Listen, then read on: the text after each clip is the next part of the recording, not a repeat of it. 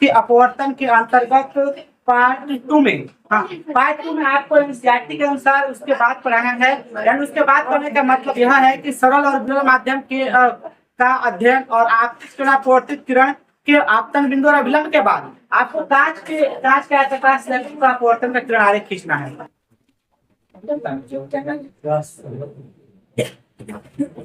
तो अभी हमारे हाथ में आयताकार रेक्टेंगुलर ग्लास, अभी हमारे हाथ में है आयताकार रेक्टेंगुलर ग्लास स्लैब, ठीक है। तो अब यहाँ से हम लोग इसको आप लेजर लाइट जला करके या इसको सेटअप करना होता है, दो पिन लगाना होता है, इसके बाद इसको आगे खींचना होगा, ठीक है।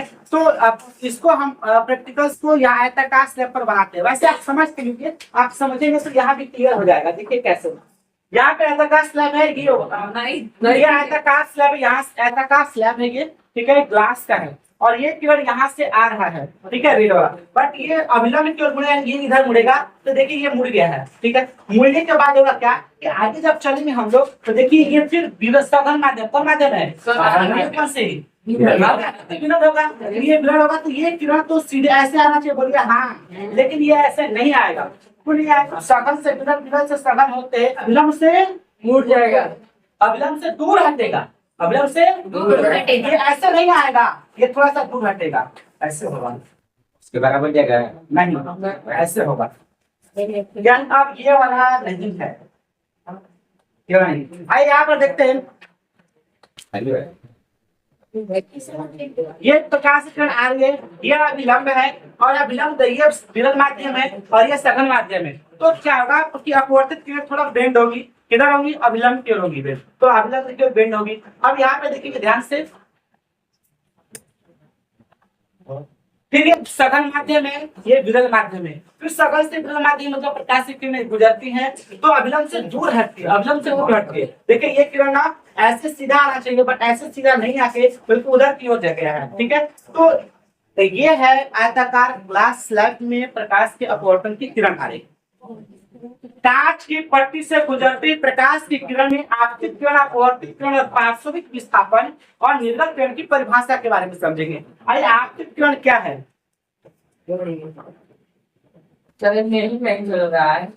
आपतित किरण ना कांच के आयताकार स्लैब में आपतित किरण क्या है? बस वही आयताकार स्लैब पर पड़ने वाले किरण को आपतित किरण कहते हैं और आपतित किरण ये है, यानी ये है, ठीक है। अब इसके बाद अपवर्तन किरण, अपवर्तित किरण ये है। अपवर्तित किरण जब फिर बाहर निकल रही है तो अपवर्तित होने के बाद जो बाहर निकल रही है निर्गत किरण बोलते हैं।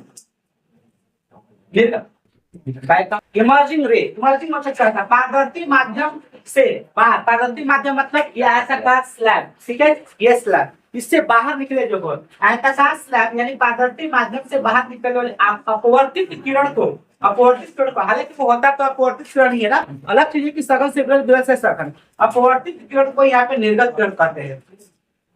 और आइए पार्श्विक विस्थापन समझते हैं ना, पार्श्विक विस्थापन देखिए क्या है, ये निर्गत किरण और ये आपतित किरण, ये आपतित किरण ही तो है, ठीक है। तो निर्गत किरण और आपतित किरण के बीच लंबवत दूरी को, यानी इस दूरी को आपतित किरण और अपवर्तित निर्गत किरण के बीच लंबवत दूरी को पार्श्विक विस्थापन कहते हैं। ये फिगर कैसे बना है आइए हम दिखाते हैं आपको, चलो देखिए। आइए पार्श्विक विस्थापन किन किन चीजों पर निर्भर करता है? तो पहले सबसे ऊंची मोटाई पर निर्भर करेगा, टी यहाँ पर मोटाई है। अब पार्श्विक विस्थापन मतलब हमने जो आयताकार ग्लास स्लैब लिया, यानी यहाँ पर हमारे पास ग्लास स्लैब है, देखिए ये आपको ग्लास स्लैब है, रेक्टेंगुलर ग्लास स्लैब है, इसकी मोटाई पर सबसे बड़ी चीज की प्रकाश, ये मोटाई पर निर्भर करेगा पार्श्विक विस्थापन। आप यहाँ पे डबल मीटर मोटाई कर दिए तो होगा क्या, बढ़ेगा कि घटेगा पार्श्विक विस्थापन? तो जितना मोटाई बढ़ेगा उसका पार्श्विक विस्थापन उतना ही ज्यादा बढ़ेगा, जितना मोटाई घटेगा उसका पार्श्विक विस्थापन उतना ही घटेगा। कैसे? यहाँ देखिए, यहाँ से ये सूत्र होता है, क्या होता है, डी बराबर टी, टी यहाँ पे ग्लास स्लैब की मोटाई है, T into sine I minus R cos R, ये सूत्र है आपको, ठीक है, डी बराबर टी। अब देखिए अगर टी ऊपर है, टी ऊपर है तो समानुपाती होगा, और देखिए कॉस आर नीचे है तो अपवर्तन कोण कॉस आर, कोजिया तो ये अपवर्तन cos r नीचे है, तो नीचे है तो व्युत्क्रमानुपाती क्रमानुपाती है। तो अगर हम कहे कि अपवर्तन कोण, यहाँ पे कोज्या का कोण, ना कि अपवर्तन कोण, सिर्फ कोज्या का अपवर्तन कोण हम बोले, कोज्या का अपवर्तन कोण बढ़ाएंगे तो डी घटेगा, डिस्प्लेसमेंट घटेगा, और ये घटाएंगे तो ये बढ़ेगा। लेकिन टी के समानुपाती, ऊपर वाला समानुपाती होता है, नीचे वाला व्युत्क्रमानुपाती होता है। तो टी, जो टी मतलब मोटाई है, यहाँ पे टी बढ़ाएंगे तो डी भी बढ़ेगा, डी मतलब पार्श्व विस्थापन भी बढ़ेगा, टी घटाएंगे तो डी भी घटेगा। तो वहाँ पे आता नहीं होगा।